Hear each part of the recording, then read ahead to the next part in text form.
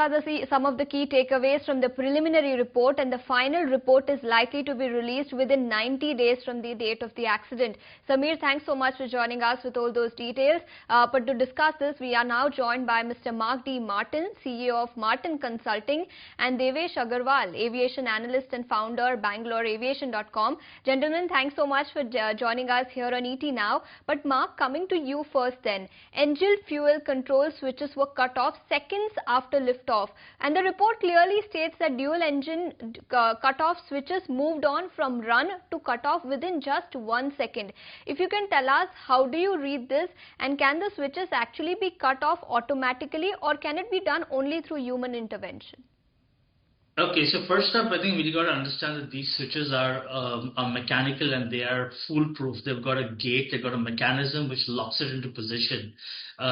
There's no chance in hell that anyone, especially during flight, anyone's hand goes back and you can bring it down to cutoff. That's never going to happen. Let's look at the evidence of what we know. After takeoff, the ram air turbine deploys. The ram air turbine only deploys when you have a complete total engine failure. That means you've lost electrical, hydraulic, pneumatic, flight controls, everything. That's your last emergency. That's your last straw. Your life depends on it. If the ram air turbine deploys, that means something has triggered all your systems off, including the engines, and your fuel cutoff switches have gone back to cutoff. Okay, the procedure on the 787, the restart procedure in the quick response handbook, which is the emergency book you checked, is to switch it back on. Now, when you switch it back on, it takes 3 to 4 minutes for the engines to start, and it takes at least 7 to 10 minutes to spool up to give you thrust. Now, when you're 180 knots, you've got your takeoff thrust, you're 700 feet above ground. There's no chance that you have 6 minutes when you're dropping like a rock and losing speed. So I think very, very clearly we need to investigate, that fuel cutoff switch. Now, in 2018, there has been an SB which came out. It was an advisory SB. There have also been incidents, I must point out, with several airlines, including ANA, Nippon ANA, including Ethiopian, airlines in Europe, with the 787, that this incident has occurred where the fuel cutoff switches the fuel switch has gone back to cutoff.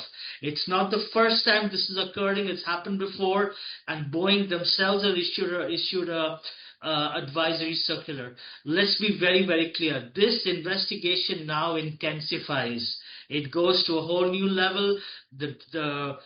It's just the beginning. It's the tip of the iceberg. And now AIB, along with the NTSB and several other agencies, will have to investigate the real cause of this. For the moment, it is very unlikely that the pilots would be foolish and stupid enough to put the hand back and turn it back off to idle. Now, remember, when the RAT deploys, there's a lot of vibration in the aircraft. As a pilot, I can tell you, any pilot will tell you, RAT deploying creates a tremendous amount of vibration. We don't know. We're speculating at this stage whether that vibration led to the switches going back to cutoff. Maybe the switch mechanism had a problem.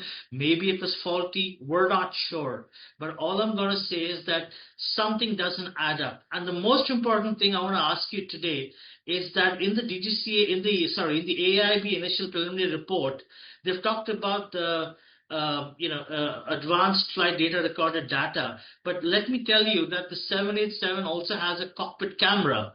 The cockpit camera records all actions and data, and that footage of the cockpit camera goes into the flight data recorder, the enhanced airborne flight recorder. Now, why isn't the investigation report talking about the footage from the cockpit camera? Why isn't it mentioned there? And I think, again, this is just an initial report. We have 90 more days to go, and this report is sent shockwaves to airlines, pilots across the world, that now they need to be careful of this switch. The footage that comes out will actually show when these switches went back and why it went back. Remember, we're just talking about 25 seconds from wheels up to the crash occurring.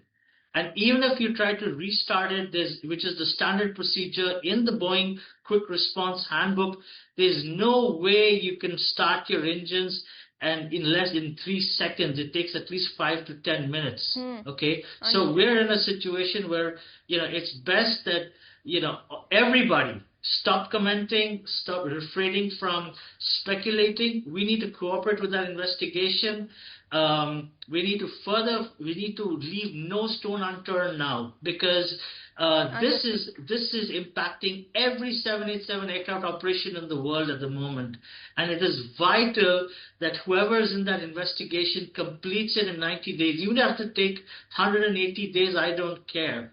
But let's establish, why did those switches go back, whether it's mechanical, whether it's maintenance, whether it is a flawed product, it was a flawed part number, whatever it is. Because there's no way, it's impossible that the pilot will go back, especially during flight phase. Now remember, when you take off, you're looking at your flight instruments. Understood. Your hands flying the aircraft. You've not put your autopilot on. You're focusing forward. You're trying to climb out. You'll never go put your hand way back and turn the switch off. That's impossible. Understood. So all this garbage about suicide, which has been circulating, is ridiculous. Let's respect the dead. Understood. Let's wait for the investigation to come out. We have 90 days, and after 90 days, according to ICAO, you can extend the investigation as long as you want, as long as we establish the real cause. Correct. We get that point completely.